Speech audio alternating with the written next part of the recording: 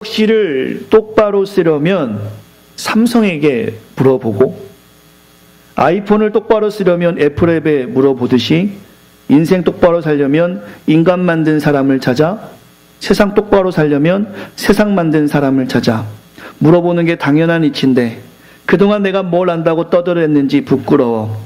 만나서 물어보고 믿고 또 믿어지면 그때부터 사는 거야. 믿고 또 믿어지면 그날이 내 생일이야. 지금이라도 알아서 정말 다행이야. 믿어지지 않아도 알아서 정말 다행이야. 이걸 랩으로 좀 해야 되는데 제가 머리가 복잡해서 그냥 읽었습니다. 이것은 하프타임이라는 노래의 가사입니다. 2013년 이 노래가 나오고 이 노래를 작사한 한 가수는 여러 미디어 매체를 통해서 자신이 무교, 종교를 가지고 있지 않다라고 이야기했어요. 그냥 이런 궁금증을 가지고 살아서 그런 노래를 만들었다 했습니다. 저는 그 가사를 보면서 그의 진리를 향한 몸부림을 보았고, 그 가사를 통해 느꼈기 때문에 그가 하나님 만났으면 좋겠다라고 2013년에 생각했던 기억이 납니다. 그러나 몇 주 전 인터넷의 기사를 통해서 그가 만난 하나님은, 그리고 그가 가지고 있는 구원가는 약간 저를 당황하게 하는 내용들이었어요. 혹시 기회가 되시면 댁에 돌아가셔서 인터넷으로 한번 찾아보시고 오늘 본문의 말씀을 기억하시면서 한번 읽어보셔도 좋을 것 같습니다. 그의 간증문의 제목은 겨자씨만한 믿음입니다. 그 간증문을 보면 그가 진리를 향해서 얼마나 많은 갈망을 가지고 살았는지를 알 수 있어요. 그는 매우 노력했습니다. 그는 이스라엘 가서 2달 동안 살았다고도 합니다. 그 진리를 찾기 위해서. 여기에 그래 본 분들 아무도 없죠. 진리를 찾기 위해서 그곳에 가서 2달 동안 있었대요. 몸부림 쳤다라는 것이죠. 그리고 그의 간증을 읽어보시면 진리를 향한 영적 갈증을 해결하기 위해서 얼마나 많이 몸부림을 치는지 보여지기에 충분하고요. 읽어보면 매우 감동적이기도 합니다. 제가 읽었을 때도 분명히 배울 점이 있었어요. 그의 노력을 본단 말입니다.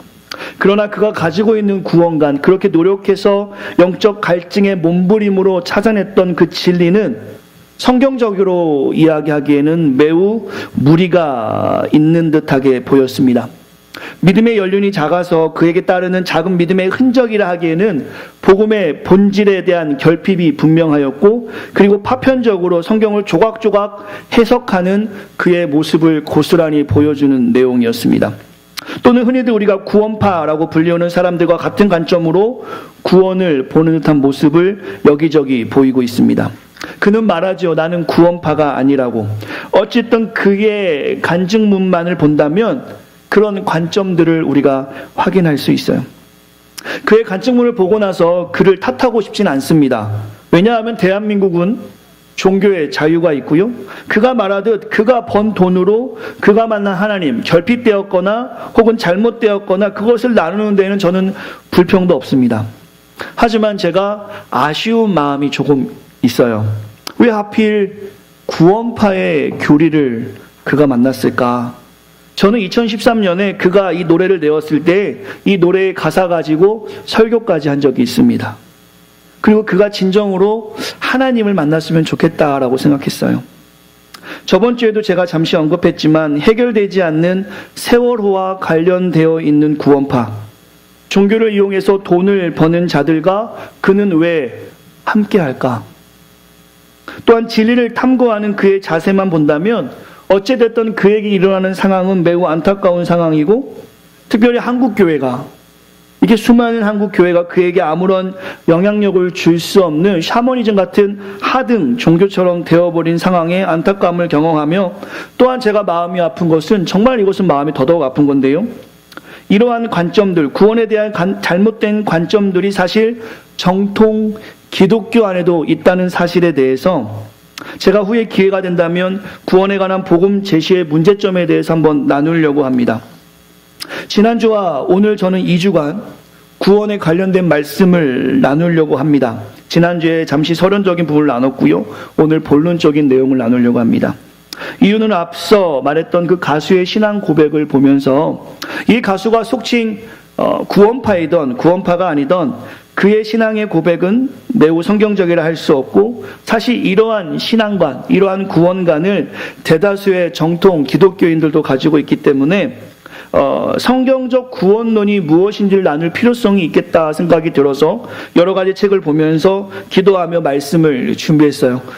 구원에 대한 바른 이해의 시간이 이 시간에 있었으면 좋겠는데 조금 이전과는 다르게 딱딱할 수도 있습니다. 하지만 구원에 대해서 성경적 구원론이 무엇인지를 바로 이해할 수 있는 시간 안에서 경청해 주시기를 간절히 부탁을 드립니다. 지난주 우리는 로마서의 말씀을 통해서 자부심과 자질이라는 주제로 말씀을 나누었죠. 기독인으로서 자부심, 내가 기독인이야 라고 어떤 프라이드를 갖는 것으로 끝나는 것이 아니라 그에 합당한 자질 또한 우리에게 필요함을 말씀드렸습니다. 여러 가지 예를 들었죠. 경찰인데 경찰의 자부심만 가지고 있고 그가 범인을 무서워하는 용기 많지 않는 자질을 가지고 있다면 훌륭한 경찰이 될 수 없을 거예요. 자부심에 합당한 자질, 용감한 사명 있는 자질도 분명히 갖춰야 될 것입니다. 우리 기독인도 그렇습니다. 이 땅을 만드신 하나님이 나의 아버지이시고 내가 기독인임을 선포하는 자부심이 있다라면 그에 합당한 자질을 갖춰야 세상이 비웃지 않는다 했죠. 제가 저의 예를 들었습니다. 저의 잘생긴 외모를 이야기할 때 많은 성도들이 웃는 이유는 저에게 자질을 잘 발견하지 못하기 때문에 비슷한 내용이에요.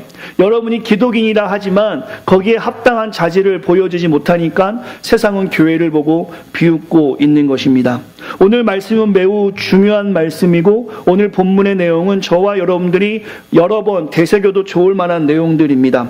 기독인의 합당한 자질은 구원받은 자로서 바로 죄에서 벗어나는 것이에요. 내가 기독인이라면 나의 삶을 통해서 죄가 없어야 합니다. 혹은 죄와 피 흘리기까지 싸우는 노력이 있어야 합니다. 이것이 지난주에 나누었던 로마서 6장 1절부터 4절까지의 내용들이었습니다. 한번 기회가 되시면 댁에 돌아가셔서 한번 또 보시면서 정리하시면 여러분의 구원관을 확실하는 데 매우 중요하게 도움이 될 것 같습니다. 그렇다면 오늘 제가 말씀을 나누면서 우리가 받은 구원의 시작은 어떠한가라는 질문을 던지고 오늘 말씀을 나누고 싶습니다. 여러분이 구원받았습니다. 여러분이 구원받은 이유는 여러분이 죄를 짓지 않아서 구원받으셨나요? 혹은 여러분들이 노력하여서 성경을 깨달아서 구원을 받으셨습니까? 여러분의 학위를 위해서 공부하신 것처럼 공부하셔서 구원받으셨나요? 아직 구원에 대해서 조금 어려운 분들이 이 자리에 계신 것 같습니다. 여러분에게 제가 또 이런 질문을 드릴 수 있을 것 같아요. 노력하면 구원을 받을 수 있을까요? 결론적으로 제가 오늘 전체의 말씀을 결론 낸다라면 그렇지 않습니다. 오늘 말씀의 결론을 먼저 개혁주의 신학자 안토니 후쿠마의 글을 통해서 나누고 싶어요. 성경적 구원론은 이렇습니다. 이것이 구원입니다. 누가 죄로부터 구원을 받게 되는가를 결정하는 요인은 인간의 결정이 아니라 하나님의 주권적 은혜이다. 구원의 뿌리는 하나님의 영원한 계획 속에 두고 있으며 인간의 공로, 무엇을 하는 것에 근거로 한 것이 아니라 전적인 하나님의 뜻에 따라 영생을 주시고자 하는 그의 택한 백성 안에 있다. 구원이 하나님의 백성에게 적용되기 위해서는 인간의 의지나 노력이 필요하긴 하지만 기본적으로 성령의 역사이다. 즉 이 말은 안토니 후크만은 이렇게 이야기합니다. 내가 노력하고 깨달음으로 구원을 얻는 것이 아니라 하나님의 전적인 은혜로 구원을 얻는 것이라 말하죠. 에베소서 2장 5절 말씀 적어놓으시면 오늘 펜을 좀 꺼내놓으시고 몇 가지 성경 구절을 적어놓으셔도 좋을 것 같습니다. 에베소 2장 5절 말씀에 보시면 허물로 죽은 우리를 그리스도께 살리셨고 너희가 은혜로 구원을 얻었다라고 말씀하고 있습니다. 죽었던 우리를 그리스도가 살리셨으며 은혜로 구원을 얻었다라고 분명하게 말씀하고 있어요. 그렇다면 우리가 받은 구원이 무엇인가? 이 구원은 무엇이길래 오늘 이 시간에 깊이 우리가 묵상해야 하는가? 계속 말씀을 통해서 그 구원이 무엇인지 살펴보겠지만 영원한 생명을 얻는 것이 구원입니다. 제가 지난주와 오늘 이 구원에 대해서 나누는 이유는 두 가지예요. 오늘 처음 오신 분들도 계신데 조금 관심 있게 들어주시면 좋을 것 같은데요. 조금 전에 설명을 드렸죠. 왜 구원에 대해서 제가 오늘 지난주와 이번 주 두 번의 시간을 할애해서 말씀을 나누냐면, 첫 번째 일단은 그 가수의 간증문에서 그가 수많은 성직자들을 만났대요. 100명이 넘는 성직자를 만났지만 그에게 구원에 대해서 명확히 설명하는 사람이 없었다라고 이야기합니다. 두루뭉실하게 구원에 대해 설명했기 때문에 그가 스스로 찾아야 했다라고 이야기하고 있습니다. 저는 우리 새생명 성도들과 오늘 성경적 구원론에 대해서 다루면서 누구에게나 우리가 받은 구원의 은혜를 먼저 삶으로 보여야겠죠. 아까 말씀드린 자부심만 있는 것이 아니라 자질을 갖춰서 저 사람은 뭔가 좀 다르다, 저 사람의 모습 가운데 참 따뜻함과 사랑이 있다라는 삶으로 일단 우리가 받은 구원을 자질을 갖춤으로 보여줘야겠지만, 필요하다면 우리가 믿는 성경으로 정확하게 우리가 받은 구원이 무엇인지를 설명할 수 있었으면 좋겠다라는 마음으로 오늘 말씀을 준비합니다. 이번 여름에 성경 공부에도 그곳에 집중하고 싶어요. 내가 하나님 만났는데 그냥 하나님 믿으니까 좋아, 편안해 정도로 끝나는 것이 아니라 내가 어떻게 하나님의 은혜를 경험했고 그것을 성경에서는 어떻게 말씀하고 있는지를 설명할 수 있는 그러한 모습 가운데 우리가 나아갔으면 좋겠다라는 마음으로 성경 공부를 준비하고 있는데요. 첫째는 어쨌든 우리 새생명교회 성도들은 구원에 대해서 명확한 관점을, 성경적인 관점을 가졌으면 좋겠다는 마음으로 말씀을 전하고, 두 번째는 이 자리에 구원에 대해서 아직 모르시는 분들이 계시다면 성령의 도우심을 기대하고 기도하심으로 그 구원을 갈망하는 시간이 되었으면 좋겠다라는 마음으로 말씀을 전합니다. 오늘 우리가 만나는 복음은 무엇입니까? 상대 가치를 중요하게 여기는 비교사회 가운데 절망을 경험하는 우리가 절대 가치인 주님을 붙잡음으로 저 천국의 소망을 가지고 살아가며 자유를 경험하는 것이 복음입니다. 여러분과 제가 만나는 복음은 우리를 자유케 하시는 거예요. 또한 우리가 주님을 믿음으로 받는 구원은 무엇이냐면 이 땅의 것이 다가 아니라 영원한 생명을 누리는 것인데, 이것을 경험하는 것이 구원받은 자의 삶입니다. 구원이라는 것은 저와 여러분을 자유케 하시는 거예요. 제가 예수 믿고 누가 물어봅니다. 뭐가 가장 베네핏입니까? 예수 믿는 가장 큰 장점은 무엇입니까? 라고 누가 물어보면 저는 1초도 쉬지 않고 자유함입니다 라고 이야기합니다. 이전에도 말씀드렸던 것처럼 세상 사람들은 자유하지 못해요. 이사하는 날조차 날짜를 뽑아서 이사하기도 하고요. 결혼할 때 저는 제 아내랑 결혼할 때 이쁘고 마음이 착해서 결혼했습니다. 근데 세상 사람들은 몇 날 몇 시에 태어난지도 확인해보고 양쪽에 그 뭐라고 하죠? 제가 뭘 본다 그러죠? 관상도 보고 사주도 보고, 네, 해보신 분이 계시다라면, 우리가 예수 몰랐을 때니까 혹하긴 해요. 혹하긴 하지만 거기서 자유할 수 있는 것이 바로 오늘 우리가 만난 복음이라는 것이죠. 오늘 저는 자부심과 자질이라는 제목으로 하나님 말씀 전하는데, 기독인으로서 여러분이 자부심을 갖기를 소망합니다. 자부심을 가지셔도 됩니다. 하지만 그 자부심에서 우리가 함께할 자질, 즉 죄에서 벗어나는 노력이 있어야지만이 여러분이 예수 믿는 사람으로서 세상에 영향력을 줄 수 있다라는 것이죠. 오늘 말씀에 성령의 은혜를 구하시면서 한번 나눠보고 갑니다. 지난주에 잠시 나누었지만 구원파, 우리가 한국 정통교회에서 이단이라고 말하고 있습니다. 구원파. 우리가 흔히 구원파라고 하는 것은 사실 그들의 별명 같은 것이에요. 그들은 그들 자신을 구원파라 하지 않습니다. 이 구원파라 하는 것은 정통 기독교가 그들을 부를 때 쓰는 말이고, 그들은 그들의 이름을 이렇게 이야기합니다. 기쁜 소식 선교회라고 박옥수나 이효한 씨가 중앙 침례교회라는 곳이 있는데요, 안양에. 이들이 만든 교단은 대한예수교 침례회예요. 이들은 자신을 그렇게 소개하고 있습니다. 그리고 세월호와 관련이 있는 유병헌 혹은 권신찬이 만든 것은 기독교 복음 침례회랍니다. 한국 기독교 침례회라는 정통 교단이 있고요. 우리 대한민국 안에. 이들이 쓰는 이름은 그와 비슷하게 대한예수교 장로회가 아니라 대한예수교 침례회, 기독교 복음 침례회라는 이름을 고스란히 쓰고 교회처럼 그들은 말하고 있습니다. 그리고 이들에게 있어서 구원은 제가 설명한 것처럼 많은 문제점을 가지고 있어요. 그러나 제가 그들이 잘못됐음을 이 시간에 지적하기 위해서 하나님 말씀을 전하는 것이 아니라, 이 모습을 한국 정통교회도 고스란히 가지고 있다라는 것입니다. 너희들은 이단이야 라고 하는 그 모습이 전통교회도 있다는 것이, 우리가 구원에 대해서 너무나 쉽게 생각하고 쉽게 받아들이기 때문에 그 이해가 부족한 가운데 그들과 동일한 교리를 가지고 우리가 신앙생활을 하고 있다는 것입니다. 오늘 그 문제를 좀 살펴보려고 해요. 구원파 혹은 잘못된 구원론의 모습에서 공통적으로 볼 수 있는 게 뭐냐면, 구원에 있어서 이 구원파들은 이렇게 이야기합니다. 깨달음이 있어야 된다고 이야기해요. 혹은 구원받은 날짜를 정확히 알아야 된다고 이야기합니다. 또한 어떠한 죄도 구원받았으면 용서받는 완전한 상태, 이것에 대해서 그들은 이야기해요. 제가 말한 깨달음, 구원받은 날짜, 이제 구원받았으면 죄인이 아니라는 완전한 상태라는 것은 사실 성경적이지 못합니다.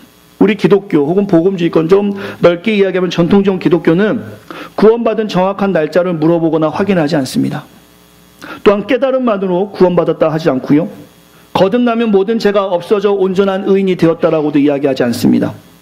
구원받은 후 어떤 죄를 지어도 상관없다고 가르치지 않습니다. 구원파는 이미 의인이 되었으므로 죄가 없다고 그들은 주장해요. 그러나 요한일서 8절, 10절 말씀 보시면 적어놓으시겠어요? 우리가 여전히 죄인임을 성경에서 말씀하고 있습니다. 요한일서 8절, 1장 8절부터 10절 보시면, 만일 우리가 죄 없다 하면 스스로 속이고 또 진리가 우리 속에 거하지 않는 것임을 말씀하고 있습니다. 만일 우리가 범죄하지 않았다 하면 하나님을 거짓말하는 자로 만드는 것이니 또한 그의 말씀이 우리 속에 있지 아니하리라. 여전히 우리가 죄인임을 성경에서 말하고 있습니다. 여기에 대해서 종교개혁자 칼빈은 이 부분, 구원론의 제3, 그의 제 기독교 강요에서 이렇게 이야기해요. 하나님의 자녀들은 중생을 통해서 죄의 결박에서 풀려난다.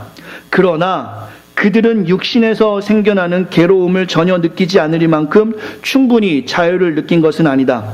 그들 속에는 계속 싸워야 할 여지가 여전히 남아있어서 그로 인해 그들은 훈련받는다. 그들은 훈련을 받을 뿐만 아니라 자기의 무력함을 더욱 깨닫게 된다. 이 문제에 대해서 건전한 판단력을 가진 모든 저술가들의 일치된 의견은 성경적 의견입니다. 중생한 사람 안에는 악을 유발시키는 불씨가 여전히 남아있어서 거기에서부터 욕망이 끊임없이 튀어나와 죄를 짓도록 유혹하며 자극한다라는 것이다. 기독교 강요라는 그 칼빈슨 책에서 이렇게 말하고 있는데, 이 말은 무엇이냐면, 우리는 구원받았지만 죄와 평생 싸워야 한다라고 이야기하고 있습니다. 그렇다면 전통 기독교에서 말하는 죄, 무엇을 죄라 하는가? 죄는 무엇인가에 대한 정의가 필요한데요. 우리가 말하는 죄는 무엇이냐면 하나님과의 관계의 단절을 말합니다. 즉 아담에게 죄가 들어와 불순종했죠. 이 불순종한 것이 문제가 되는 것이 아니라 그가 불순종함으로 하나님과 관계가 단절되었음이 죄라고 성경에서 말하고 있는 것이에요. 즉 우리의 삶에서 하나님과 단절되는 생각, 행동은 다 죄가 되는 것입니다. 여러분의 삶을 두고 봤을 때 하나님 앞에서 불편하게 하는 모든 일들은 죄가 되는 것이죠.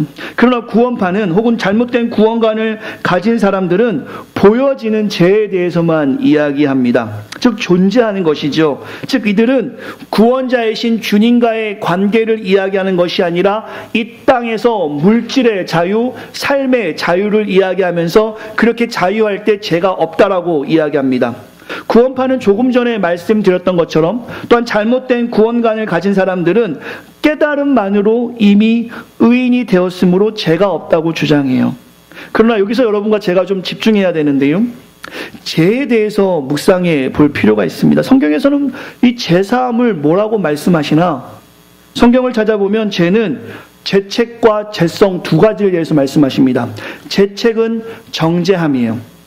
즉 우리가 하나님을 믿음으로, 깨달음이 아니라 하나님을 믿음으로 우리의 죄를 사하여 주셨다라고 말씀하는 그 의미가 무엇이냐면, 죄가 없어졌다라는 것이 아니라 죄책, 그 죄성은 그대로 있지만 죄책, 정죄함을 받지 않겠다라고 말씀하신 거예요. 다시 말하면 죄는 있지만 그 죄에 대한 책임을 이제 너에게 묻지 않겠다 하는 것이 죄사함입니다. 우리가 고백하는 죄책이 바로 그런 것이죠. 왜 그런 은혜를 하나님께 허락하셨나? 우리는 죄가 있지만 더 이상 죄를 묻지 않겠다라는 그 이유는 무엇인가? 그것은 바로 그리스도께서 이 땅에 오셔서 저와 여러분의 죄를 사하여 주셨기 때문이에요. 로마서 8장 1절을 한번 찾아보시면 좋을 것 같습니다. 제가 설명을 좀 드릴게요. 우리는 여전히 죄인입니다. 이건 매우 중요한 얘기인데요. 여전히 죄성이 있는 거예요. 하지만 성경에서는 예수를 믿으면 정죄함이 없다라는 말씀을 하시는 것은 무엇이냐면 그 죄사함은 이제 우리를 다이렉트리 하나님이 이렇게 보셨을 때는 죄인인데 하나님은 이제부터 그리스도가 십자가에 못 박히셔서 모든 죄를 담당하시는 그 이후부터는 우리를 그냥 보시지 아니하시고 그리스도를 통해서 우리를 보시겠다는 겁니다. 이것이 칭의입니다. justification, 이신칭이죠. 우리를 의롭게 옷을 입혀주신 거예요. 즉 이제는 대경이 너를 내가 직접 봤을 때는 너는 고약한 냄새가 났고 너는 죄성은 부패했고 더 이상 너는 나와 만날 수 없는 단절난 사람이야 라고 했지만 그리스도가 2000년에 이 땅에 오셔서 그가 십자가에 못 박혀 죽으심으로 대경이라는 사람이 그 십자가에 못 박히신 그리스도를 믿을 때 하나님은 그 믿음만을 보시고 이제 대경이 너를 내가 직접 보지 아니하고 그리스도를 통해서 볼 거야 라고 말씀하시는 거예요. 즉 이신칭의는 바로 그것입니다. 우리가 의인이 되어서 하나님께 나아갈 수 있는 상태가 된 것이 아니라 우리는 그리스도를 믿기만 하였더니 이제 하나님은 우리를 바로 보지 아니하시고 그리스도를 통해서 우리를 보시겠다는 거예요. 그것이 믿음으로 의롭게 되는 이신칭의입니다. 즉 우리가 이야기하는 것은 무엇이냐면 로마서 8장 1절 말씀 찾으셨어요? 제가 로마서 5장 9절 말씀을 먼저 읽어드릴게요. 로마서 5장 9절 말씀에 그러면 이제 우리가 그 피로 인하여 의롭다 하심을 얻었은즉 좀 전에 제가 설명했던 그 내용입니다. 로마서 8장 1절 말씀 같이 읽어보시겠습니다. 시작. 그리스도 예수 안에 있는 자에게 정죄함이 없도다. 바로 피로 인해서 우리가 의인이 되었는데 그것을 믿었더니 이제 정죄하며 너에게 더 이상 죄의 책임을 묻지 않겠다라고 주님께서 선언하신 내용이 바로 성경의 내용이에요. 즉 우리는 언제든지 죄를 지을 수 있습니다.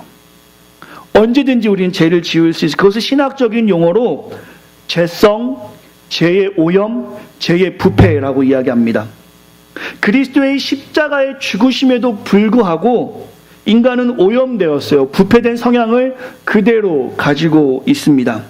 이것을 성경에서도 말씀하고 있죠. 의인은 없으며 하나도 없다. 그래서 로마서 7장 21절과 23절에 보시면 적어 놓으시면 좋을 것 같습니다. 제가 읽어드릴게요. 로마서 7장 21절과 23절에 보시면 이 죄에 대해 싸움을 사도 바울은 이렇게 말합니다. 그러므로 내가 한 법을 깨달았노니 곧 선을 행하기 원하는 나에게 악이 함께 있는 것이로다. 내 속사람으로는 내가 하나님의 법을 즐거워하되 내 지체 속에 또 한 다른 법이 내 마음의 법과 싸워 내 지체 속에 있는 죄의 법으로 나를 사로잡는 것을 보는도다. 즉 내 안에 두 가지의 마음이 있다는 겁니다. 늘 이것 때문에 사도 바울은 싸움한다는 것이에요. 그가 하나님을 믿고 의롭게 되었지만 그는 계속 죄와 싸우고 있다는 것을 로마서 7장에서 명확하게 말씀해 주고 있습니다. 오늘 우리가 다루는 구원파 혹은 구원을 잘못 보는 관점의 집단의 사람들은 공통점이 뭐냐면 의인과 죄인에 대한 성경적 신학적 개념을 가지고 있지 않아요. 또한 칭의, justification과 sanctification, 즉 칭의와 성화의 과정을 무시하고 그들은 그냥 구원관이 정립되어 있는 것이에요. 여기서 뭐가 문제가 되냐면요. 이 부분 때문에 그래요. 세월호와 같은 엄청난 일을 저지르고 그 때문에 수많은 사람들이 죽었지만 그들이 가지고 있는 교리에 의해서는 전혀 마음에 부끄러움이 없는 거예요. 잘못된 구원론을 가진 그런 사람들은 이미 구원받았고 죄가 없다고 생각하기 때문에 그들의 교리에 의해서 보았을 때 세월호와 같은 가슴 아픈 일이 일어났음에도 불구하고 그 교리를 붙잡고 사는 구원파 사람들은 전혀 마음에 부담이 없다는 것입니다. 이것이 얼마나 악한 죄인지를 몰라요.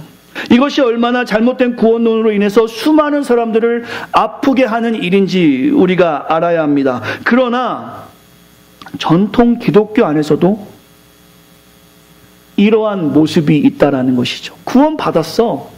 나는 예수님의 자녀야 하고 얼마나 우리가 세상에게 무례하게 행동하는지, 혹은 그들만의 리그라고 할까요? 교회는 크게 지어놓고 우리 안에서 화려하게 세련되게 찬양하면서 멋있게 하면서 우리끼리만 잔치를 벌이고 있다라는 것이죠.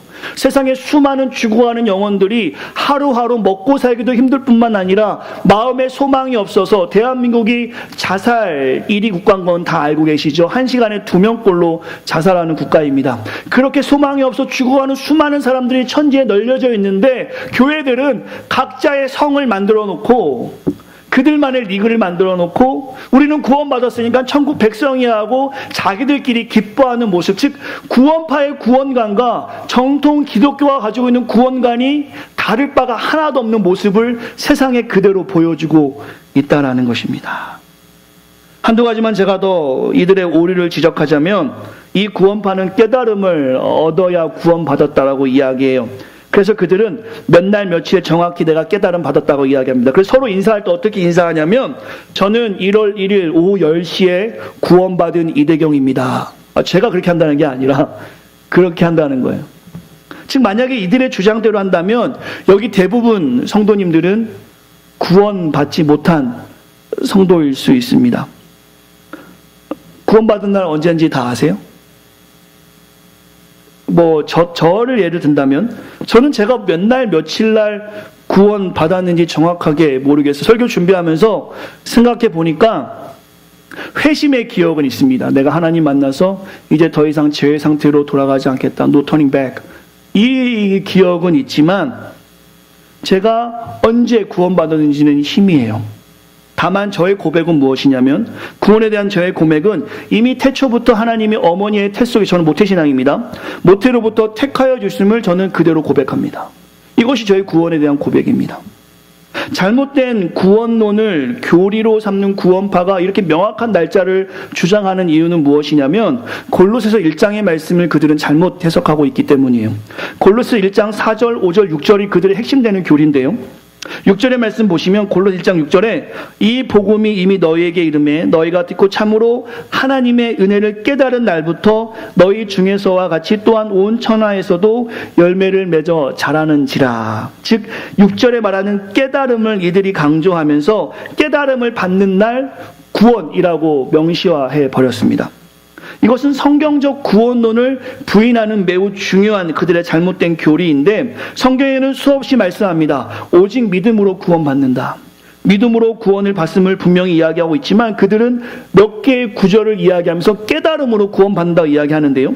즉 이 깨달음은 다시 무엇이냐면 지적 교만을 이야기합니다. 내가 저 사람들보다 많이 알고 있어. 그리고 여러분들이 실제로 이단을 만나게 되면 혹은 잘못된 교리를 가진 사람을 만나게 되면 여러분의 가지고 있는 성경적 지식과 다르게 이야기하면서 마치 내가 아무것도 모르는 사람처럼 만들어버려요. 그래서 그들이 하는 말은 마지막 뭐냐면 우리가 하는 성경 공부에 한번 와보세요 라고 이야기합니다.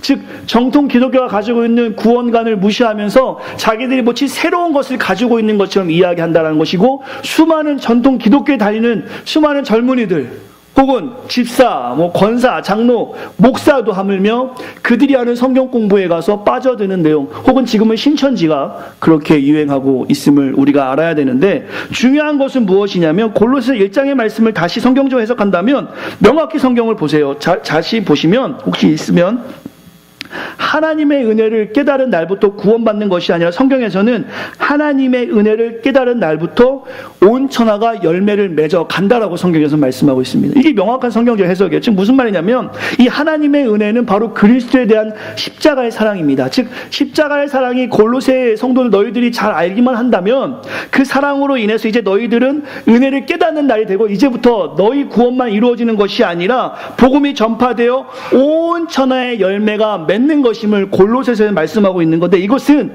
개인의 구원에만 집중하는 것이 아니라 그 복음이 온 천하에 퍼진다라는 열매 맺음에 대해서 성경은 말씀하고 있는 것입니다. 근데 그들은 깨달음이라는 단어에 집중하고 그 깨달음 나를 구원으로 연결지어서 깨달음이 있어야 구원받는다라는 그 본문으로 골로새 1장을 사용한다라는 것이죠. 구원파가 인용하는 성경 구절은 자신의 교리에 부합하게 해석하면서 파편화되어 있고 성도를 현혹하게 하는 이단적 교리예요. 여러분들이 구원파를 만나게 되면 흔들릴 수밖에 없어요. 구원받은 날짜를 모르는데 어떻게 당신이 구원받았다고 할 수 있습니까? 라는 그 한마디에 진짜 하나님을 사랑하는 사람들은 무너지는 거예요. 그런가? 내가 구원받은 나를 모르는데 그러면 다시 해야 되나? 이렇게 해서 이단에 빠져 들어간다라는 것이죠. 사랑하는 성도 여러분, 그 가수의 간증문을 보면서 제가 그 가수를 비판하는 것이 아니라 그와 같은 관점의 고백들을 많이 보게 되고요. 또한 이 시간 말씀을 통해서 제가 여러분과 2주 동안에 지적하고 싶은 것은 무엇이냐면, 부끄럽지만 이렇게 잘못된 구원의 이해가 정통 기독교 안에도 있기 때문에 죄에 대한 심각한 통찰이 없다라는 것입니다. 거짓말을 밥 먹듯이 하죠. 교회 다니는 사람들 정의롭지 못합니다. 교회 다니는 사람들 공의가 없고요. 세상과 비교하였을 때 이 잘못된 구원관이 교회를 꽉 잡고 있기 때문에 성도라는 표현, 거룩할 성의 모임 돈자인데 거룩한 사람들이 모인 곳에 싸움이 있습니다. 교회가 분열되고 싸우는 것 성도님들 많이 보셨을 것이에요.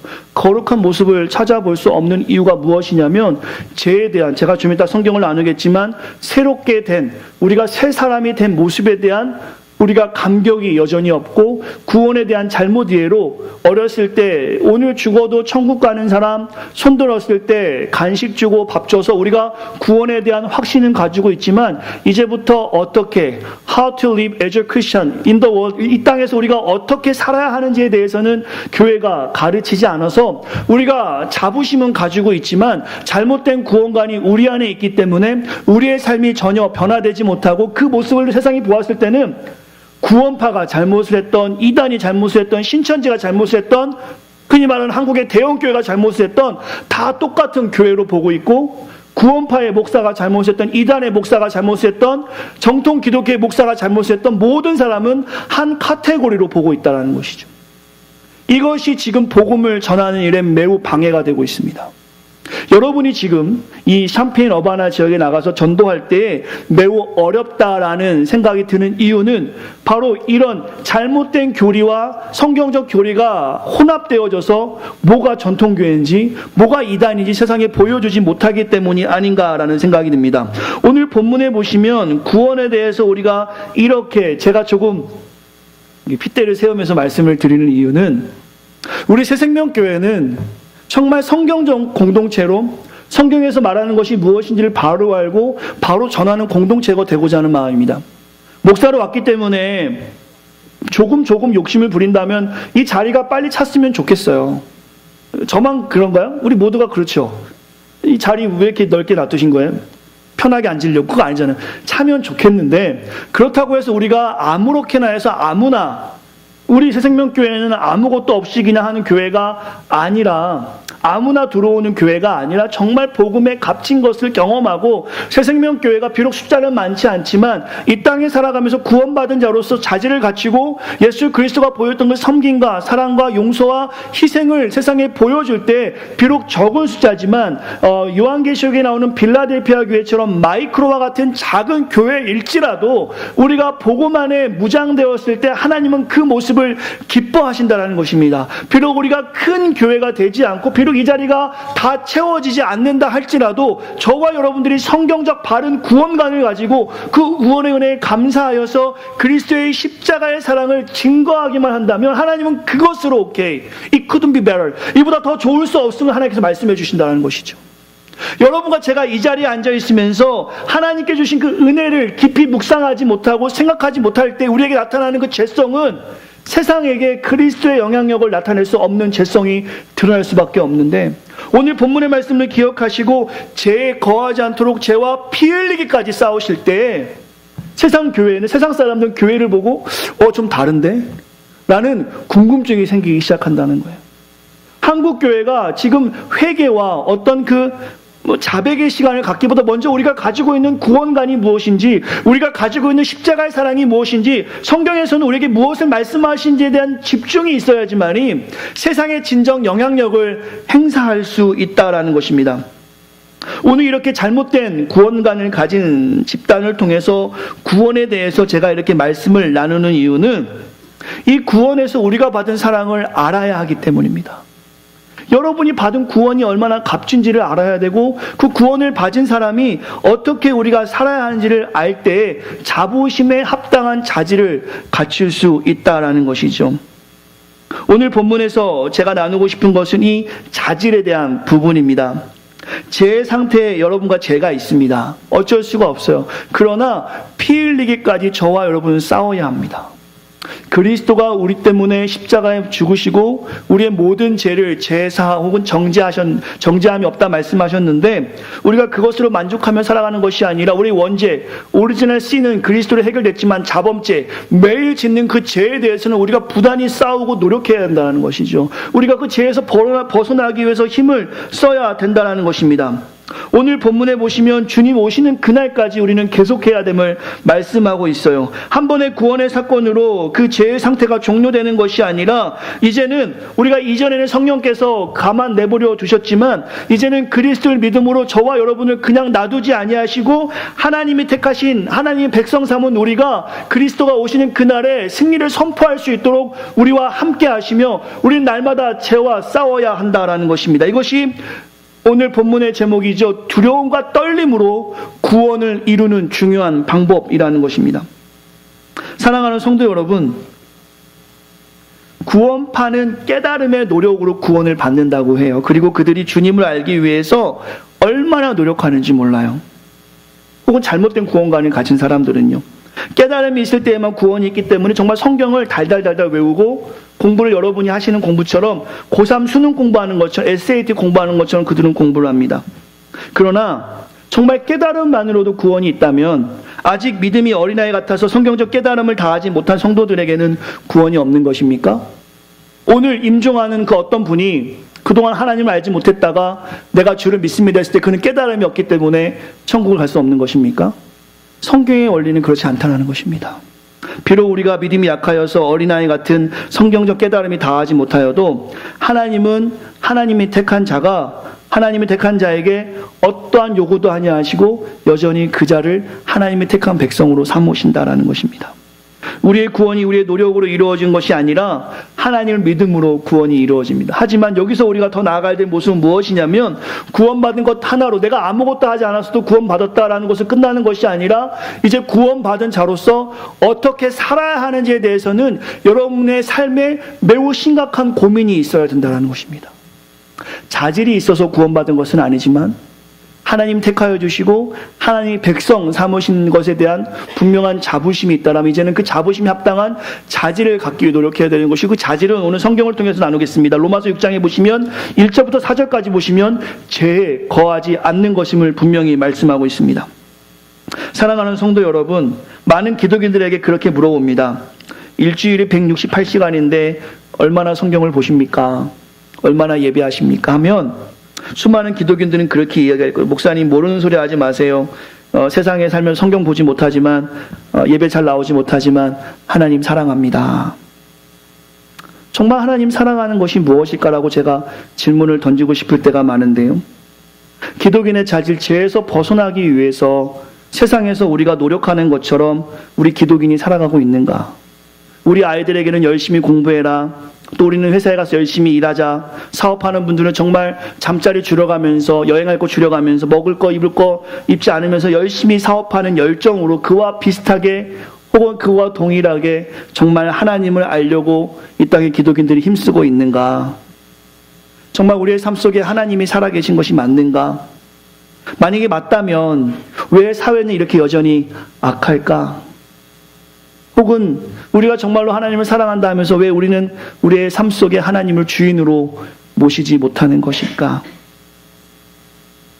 자질이 있어서 구원받은 것은 아니지만 구원받는 자로 자질을 갖추지 못한 것 때문에 그런 것은 아닐까?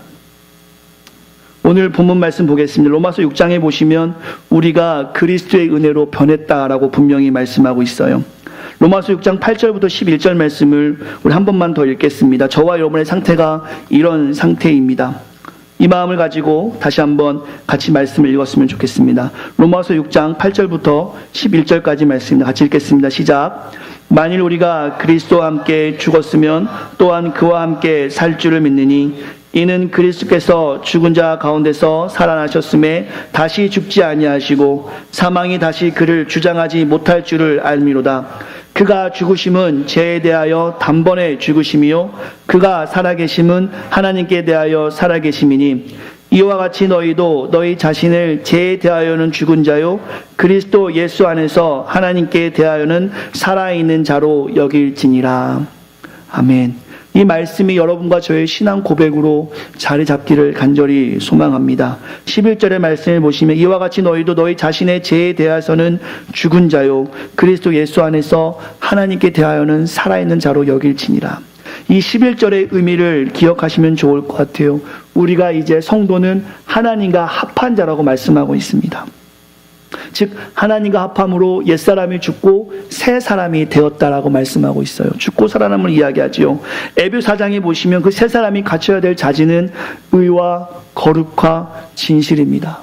그렇다면 저와 여러분들이 진정으로 구원받았다라면 우리에게 의로움과 거룩함과 진실함이 드러날 수 있어야 한다는 것입니다. 하지만 여전히 우리 가운데 죄가 있고 여전히 예수님 만나기 전의 모습과 만난 후의 모습에 변화가 없다라면 우리는 지금 하나님의 자녀라고 세상에 뻥치고 있는 거예요. 구원파와 다를 것이 하나도 없는 것입니다. 난 원래 이런 사람이야. 원래 그런 사람이었지만 하나님 만났으면 바뀌어야 합니다. 난 원래 이것은 양보 못해. 그렇게 살아도 되지만 하나님 만났으면 이제는 양보하셔야 돼요. 이것이 변화된 모습의 삶이라는 것입니다. 사랑하는 새생명 성도 여러분, 오늘 본문의 말씀의 결론은 12절부터 14절인데요. 14절 말씀 같이 한번 읽겠습니다. 14절입니다. 시작. 제가 너희를 주장하지 못하리니 이는 너희가 법 아래 있지 아니하고 은혜 아래에 있음이라. 제가 너희를 주장하지 못한다. 정말 교회에 소망이 없습니까? 여러분이 이렇게 교회에 나오시는 것이 습관적이라면, 세상에 교회 다니는 사람들이 습관적으로 교회 간다면 정말 슬픈 일입니다. 지금 나누고 있는 하나님 말씀에 우리가 변화가 없고 생각하지 못하고 회개가 없고 깨달음이 없다면 이것은 슬픈 일이겠죠. 14절의 말씀을 보시면 이제 우리가 우리의 상태가 어떤지를 말씀하고 있습니다. 은혜 아래 살게 되었다. 집이 없어 고생하시는 분들이 혹시 있을까요? 전셋집, 월세집 살다가 집 사면, 제 어렸을 때 저희 집 샀을 때 저희 어머니 교회 다니시는 분이심에도 불구하고 집 앞에다 그거 뭐죠? 조롱박 맞나요? 그거를 깨치고 들어가세요. 왜 깨치고 들어가죠? 악기 쫓는다고. 이게 우리의 모습이라는 거예요. 예전에 우리가 예수를 믿지만 우리의 삶은 자유하지 못해요.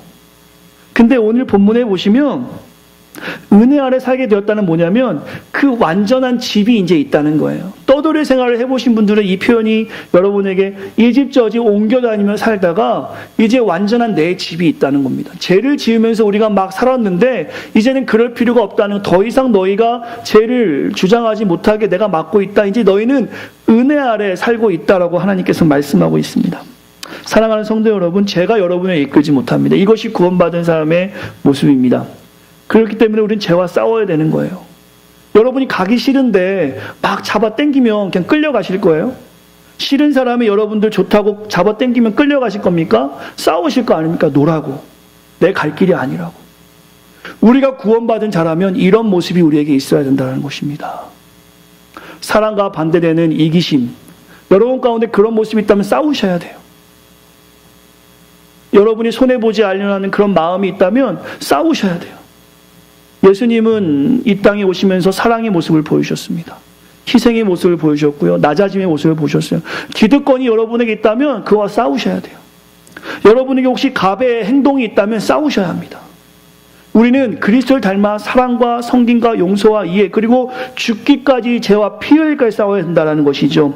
오늘 본문에서는 그것을 말씀하고 있습니다. 하나님의 자녀로서 자부심을 가지고 그에 합당한 자질을 갖춰야 되는 것이 로마서 6장에서 말씀하고 있는 것인데, 그리스도와 연합됨으로 더 이상 죄가 우리를 주장할 수 없다, 드라이브 걸 수 없다라고 말씀하고 있는 것입니다. 여러분과 저의 삶에 이러한 새로운 모습이 발견되지 않는다라면, 노력하는 모습이 있지 않다라면, 이것은 조금 전에 나누었던 잘못된 구원관과 다름이 없는 우리의 신앙관을 가지고 있는 것입니다.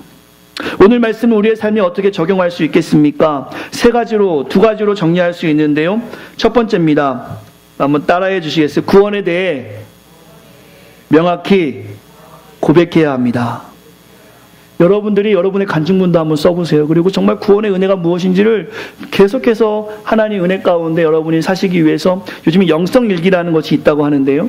여러분의 삶에 하나님과의 교제를 계속해서 기록하면서 하나님의 은혜를 리마인드 하셔야 합니다. 두 번째로는 하나님 자녀의 자부심을 좀 가졌으면 좋겠어요. 예수 믿는 거 부끄러워하지 마시고 이제 커밍아웃 하세요.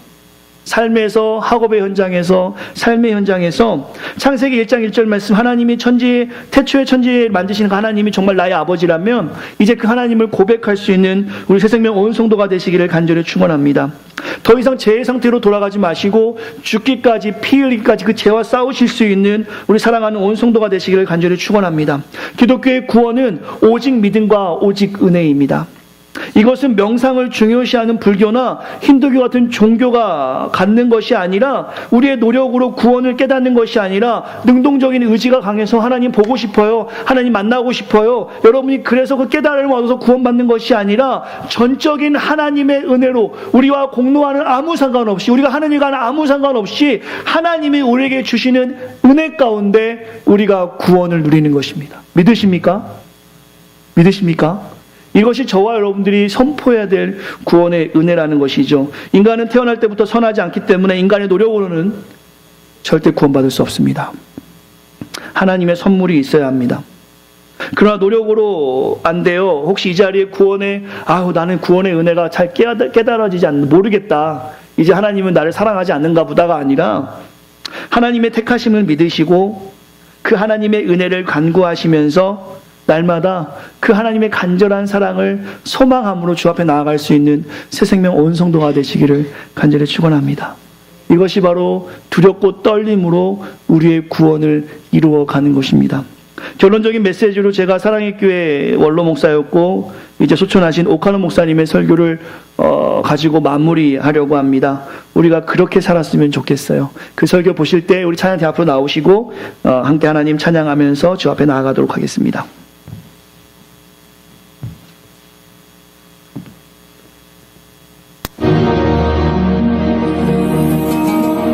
그럴듯한 참 선한 일, 주님의 일을 하느라고 동분서주하며 요란을 떠는데 전부 마음이 허영에 들떠 있어 자기 생각대로 해. 의견이 안 맞으면 다투어 서로 시기 질투해. 편당이 있어 한 마음이 안 돼. 이것은 교회의 병입니다. 영적으로 굉장히 어리다 그 말입니다. 이미 내 손에 들어온 구원, 이것을 지키는 것은 쉬운 일이 아닙니다. 믿는다고 무조건 구원받은 줄로 착각하고 복종하지 아니하면서 되는 대로 사는 사람, 안심할 수 있느냐? 안심할 수 없어요. 순종 안 하는 사람이 그 믿음이 진짜입니까? 순종 안 하는 사람이 진짜 구원받았다고 말할 수 있습니까? 순종 안 하는 사람이 과연 하나님의 자녀라고 우리가 단정할 수 있나요? 못한다 그 말입니다. 하나님 사랑한다 하면서 행함 없는 믿음은 죽은 것이니라. 우리가 하나님의 말씀에 복종하고 주님의 명령에 순종하는 삶이 얼마나 중요한가. 믿음만큼 중요하다 그 말입니다. 예수 그리스도께서 죽기까지 복종하셨으니 너희도 복종하라 하는 것입니다. 이제는 누구 차례입니까? 하나님이 죄인에게 무조건 안겨주신 영생의 축복 얼마나 귀합니까? 이거 놓치지 않기 위해서 일생 동안 부들부들 떨면서 하나님의 말씀에 복종하여 결국은 하나님 나라에 들어가도록 노력하라 하는 뜻입니다. 인간의 자연의지만으로 안 돼요. 강제노동이 아닙니다. 억압으로 끌려가는 것이 아닙니다. 하나님의 너무 좋은 가치가 나의 의지를 먼저 변화시켜 주셨기 때문에 우리 하나님은 좋으신 분입니다. 믿으십시다. 주님이 내 안에 계신다는 것 믿읍시다. 그러면 복종이 절대 어려운 것 아닙니다. 마지막 날 예수님이 오시는 날, 그리스도의 날에 사랑의 교회 10,000명이 넘는다고 하는데 가서 해보니까 한 300명 와서 앉아있으면 이거 얼마나 기막힌 일이요. 그게 천국이 아니라 지옥이 돼버릴 거예요. 세상에서 주님의 뜻대로 좋은 소원 가지고 복종하면서 살다가 나중에 예수님 앞에 서게 되면 서로 쳐다보는 것이 얼마나 자랑스러울지 그날을 우리는 고대하고 사는 것 아닙니까? 복종하며 살자. 복종하려고 할 때 능력 주신다. 순종하려고 할 때 능력 주신다. 하나님은 절대로 우리를 강제로 끌고 가시는 분이 아니요, 무조건 명령하고 안 되는 일을 발로 차면서 하라고 하는 분이 아니라 우리의 마음을 변화시키며 우리의 마음을 부드럽게 하시며 우리로 하여금 순종할 수 있도록 계속 힘을 주시고 능력을 공급하시는 우리 아버지 하나님이시라는 걸 알고 전심을 다해서 순종하여 두렵고 떨림으로 우리 구원을 이루는 저와 여러분이 되시기를 바랍니다.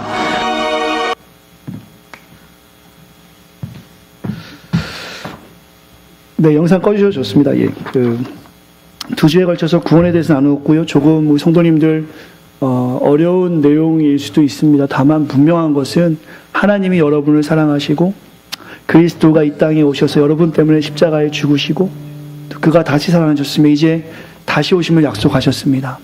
그럼 우리를 왜 이 땅에 놔두셨냐? 그 사랑을 세상 사람들이 모르기 때문에 우리를 통해서 하나님이 일하시기 원하신 것이죠. 단번에 하나님이 할 수 있지만 전도에 미련한 것으로 하나님이 우리를 사용하길 원하십니다. 그러나 우리가 성경을 바로 알지 못하면 이렇게 잘못된 구원관이나 잘못된 신앙관으로 오히려 세상을 변화시키지 못하는 것이 아니라 세상에 끌려갈 수밖에 없는 우리의 상태가 된다는 것입니다. 자녀 키우는 거 쉽지 않으시고요. 또한 삶의 진로에서 어려운 일이 가득하실 것입니다. 뭐 하나 해보려고 하면 첩첩산중, 이전에 나눴죠. 설상가상, 계속 일은 쉽지 않을 거예요. 하나님은 그 어려운 일을 통해서 우리에게 말씀하시는 건 두렵고 떨림으로 구원을 이루라라는 것입니다. 나는 그럼 구원받지 않은 것인가? 그게 아니고요. 오늘 말씀을 기억하시면서 로마서 6장의 말씀을 다시 한번 묵상해 보시면 좋을 것 같아요. 그리스도 연합됨으로 정말 힘을 내시기 바랍니다. 끌려가지 마시고 정말 여러분이 예수의 자녀로 자유함을 가지고 신앙생활 하셨으면 좋겠어요. 예배 한 번 더 나오고 안 나오고 해서 구원받고 안 받고의 차이가 아니라 내가 진정 예수의 자녀로 변화된 삶을 살아가고 있는가가 하나님이 우리를 판단하시는 중요한 기준이라는 것입니다. 칭의, 우리가 잘해서가 아니라 그냥 믿으니까 하나님이 의롭다고 해주시는 거예요. 이제 우리는 그것에 감사하면서 좋은 식당에 가면 드레스 코드가 있는 것처럼 이제 예수 믿는 사람의 드레스 코드가 있는 겁니다. 그것은 사랑이고 섬김이고 용서고 이해고 죄와 죽기까지 싸우는 것입니다. 여러분이 받은 그 구원을 지키기 위해서 오늘부터 바른 성경적 구원관을 가지고 승리할 수 있는 새 생명 온 성도가 되시기를 간절히 축원합니다. 이 시간 우리 보좌 앞에 모였네. 함께 찬양하시겠습니다. 우리 보좌 앞에 하나님을 찬양합니다. 함께 주를 찬양함. 하나님의 사랑, 그 독생자 아들을 주셨습니다. 그 아들 주셨네. 그의 피로 우리 그와 만났네. 십자가에서 하나님의 귀한 사랑을 기억하시길 바랍니다.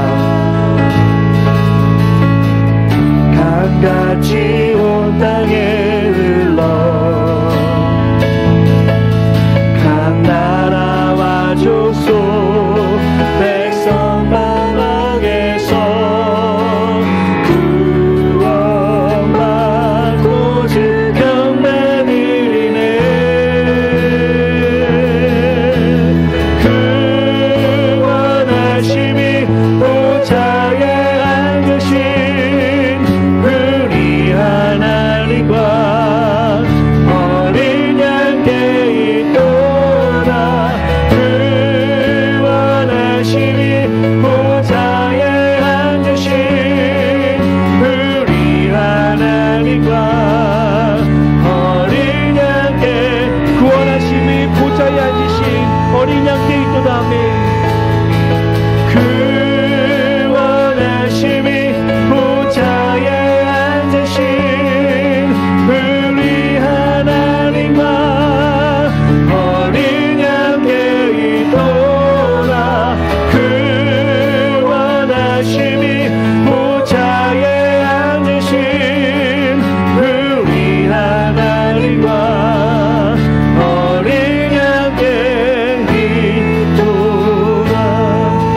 시간 조용히 눈을 감고 한번 기도하면 좋을 것 같은데요.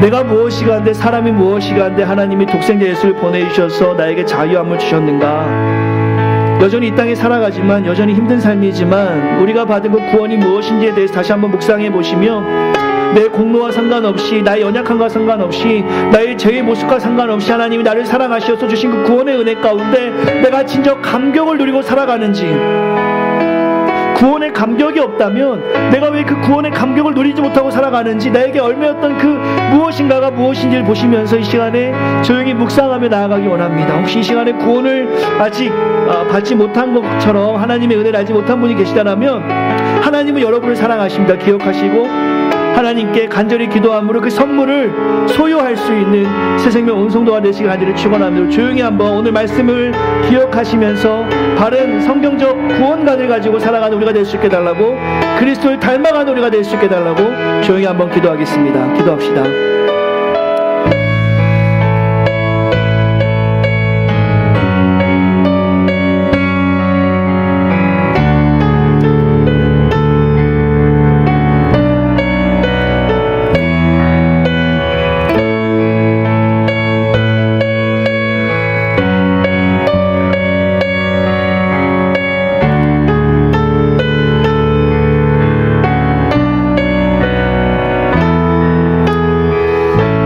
좋으신 하나님 감사합니다. 하나님의 은혜로 이 시간에 사랑하는 성도들, 하나님의 백성으로 자부심을 갖고 그에 합당한 자질을 갖추기 위해서 힘쓰게 하심에 감사합니다. 모든 얽매이기 쉬운 죄를 다 벗어던지고 믿음의 경주에서 주님만을 바라보고 나아가길 소망합니다. 구원받은 백성으로 주님을 닮아가길 소망합니다. 교회를 통해서 하나님이 일을 하시기를 아시는 귀한 성도들이 하나 되어서 이 사명 공동체 안에서 주신 사명을 가지고 작지만 빌라델피아 교회처럼 하나님의 말씀을 배반하지 아니하고 언제나 주의 말씀을 붙잡고 승리할 수 있도록 우리의 학업과 직장과 사업장을 귀하게 사용하여 주시옵소서. 날마다 은혜를 구합니다. 은혜를 충분히 누리고 풍성히 누리며 그 넉넉함으로 세상에 그 은혜를 나눌 수 있도록 우리를 사용하여 주시옵소서.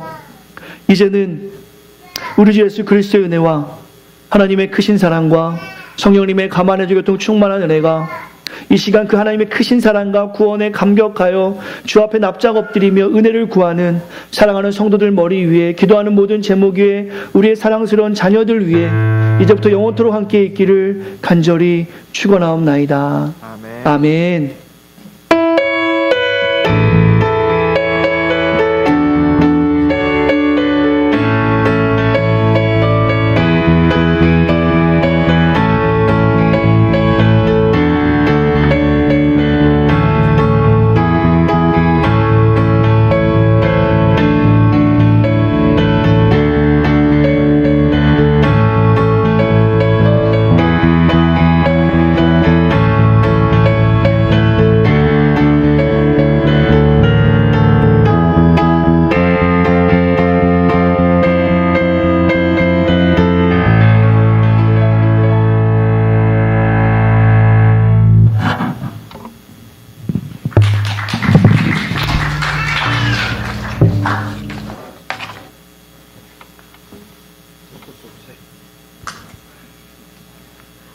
이거 지금 빼도 아무런 소리 안 나.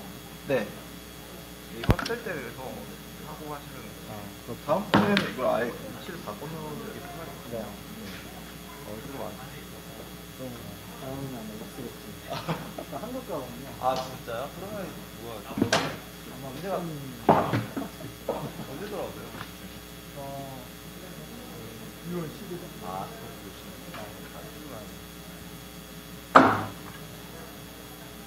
수고하셨습니다. 수고하셨습니다.